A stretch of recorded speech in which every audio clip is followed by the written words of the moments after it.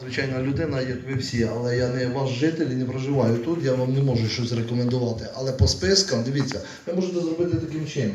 Пройти голосування, альтернатива буде, і це моя була пропозиція теж в Щітках. Московська церква, вона має альтернативу, може хтось де голосувати, правильно сказали, дуже активна, бурна діяльність була, дійшло до списка, то побоялись підписати, але це таке.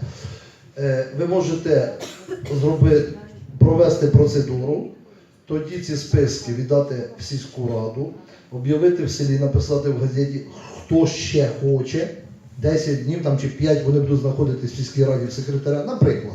І хай люди собі доходять і підписують, хто хоче. Хто не хоче, правильно ви кажете, я вам скажу, що сьогодні дійсно злякались люди. Ви ж бачили, що відбувалося того разу. Треба йти, а не І один вихід, і це.